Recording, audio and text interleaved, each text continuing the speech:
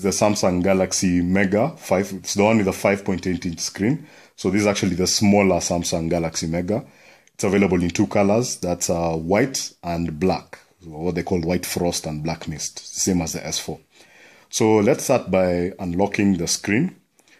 As you can see, very large 5.8-inch screen. That's also very clear, very good, what they call pixel density. So it's pretty good.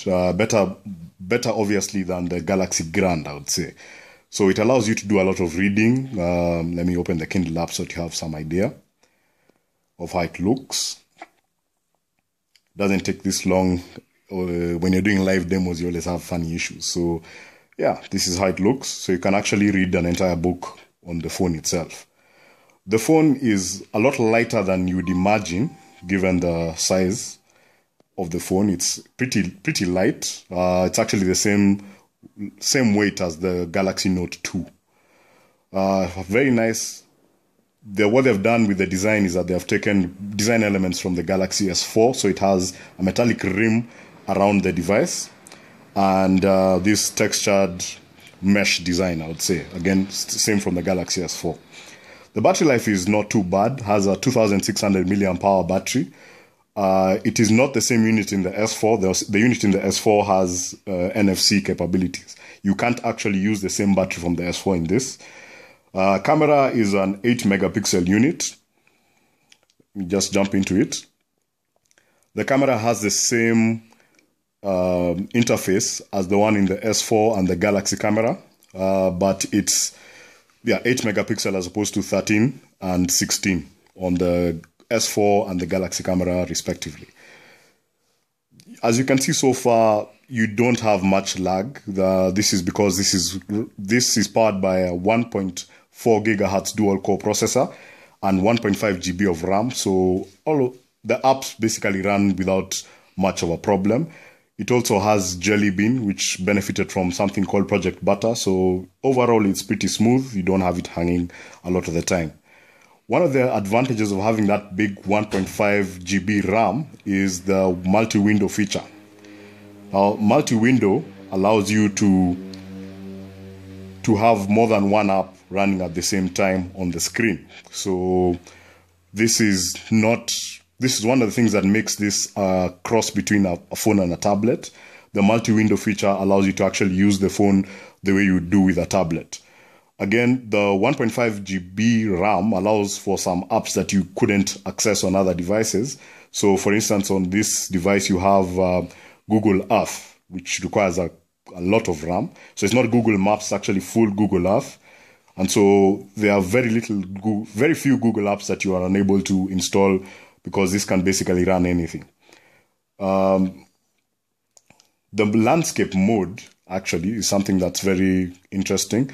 This is the only phone that Samsung sells that allows you to do landscape mode on the home screen. Now, this is something that Martin Gisharu from TechWiz noticed, and I must say it's quite something. It allows you to use the phone in landscape mode, which is something very important on a screen this size.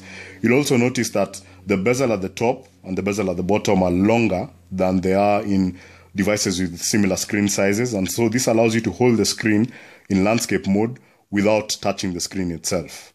So what don't I like about it? I'd say, number one, the use of a very smooth background makes it easier for it to slip out of your hand and fall down.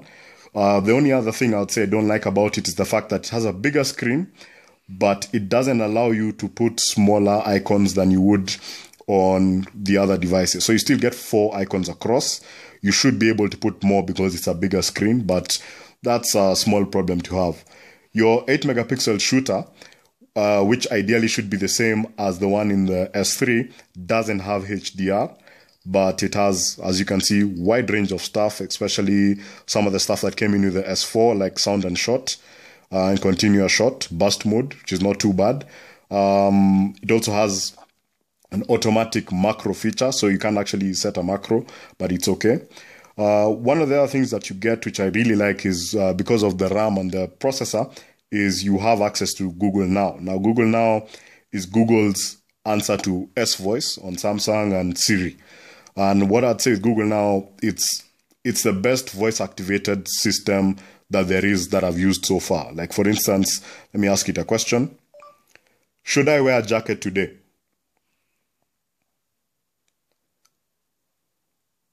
So as you can see, it's going to try and recognize the speech. Then it picks it up. Bam. So it's giving you weather.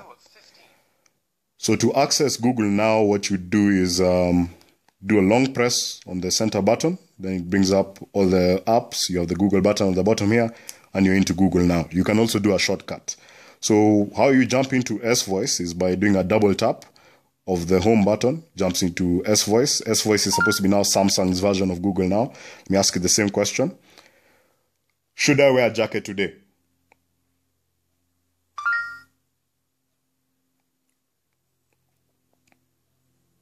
Oh, it is. Search Samsung search Google Tasker stroke. Should I wear a jacket today? Sorry, it picked up everything.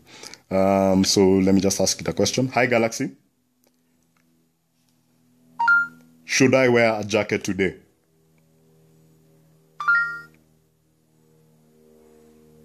I have no specific answer. So as you can see, it's going to jump into a web search for that. One of the cool things about Google Now is that it picks up your activity of Google and will show you cards based on that. So for instance, it's a Friday, so all of a sudden it has just started showing me bars because it assumes I'm going to be going out tonight.